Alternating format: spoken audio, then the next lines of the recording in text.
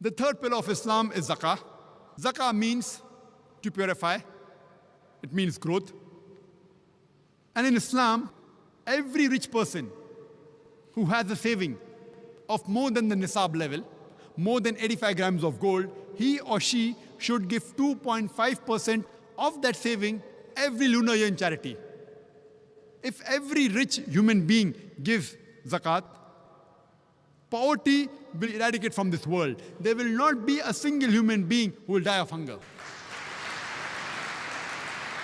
As mentioned in the Quran in Surah Al-Hashr, chapter 59, verse number 7, that zakat had been prescribed so that it prevents the wealth from circulating amongst the rich. Zakat, obligatory charity, has been prescribed so that it prevents the wealth from circulating only amongst the rich.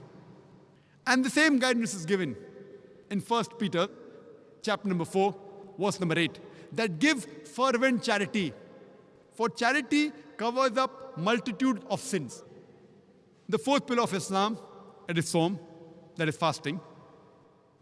Every adult Muslim who's healthy, he should fast, that is abstain from food, drink and sex, from dawn to sunset, for one full lunar month, that is the month of Ramadan. This is called as Sawm, as fasting.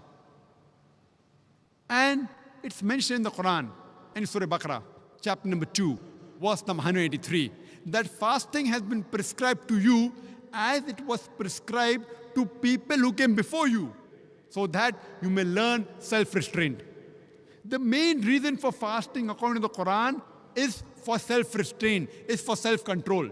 And today the psychology, they tell us that if you can control your hunger, you can control almost all your desires.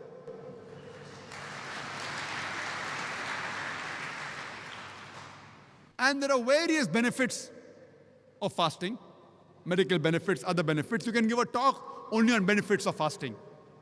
For example, today medical science tells us that if you fast the way Islam prescribes for one full lunar month, it increases the intestinal absorption.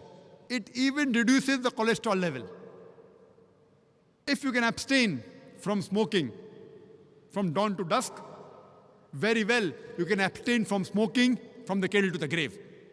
If you can abstain from drinking alcohol from dawn to dusk, very well, you can abstain from drinking alcohol from the cradle to the grave. It gives us an opportunity to inculcate in us the habits which are good and abstain from those habits which are wrong. Fasting is also prescribed in the Bible, in the Gospel of Mark, chapter number 9, verse number 29, as well as the Gospel of Matthew, chapter number 17, verse number 21. Even the Bible prescribes fasting.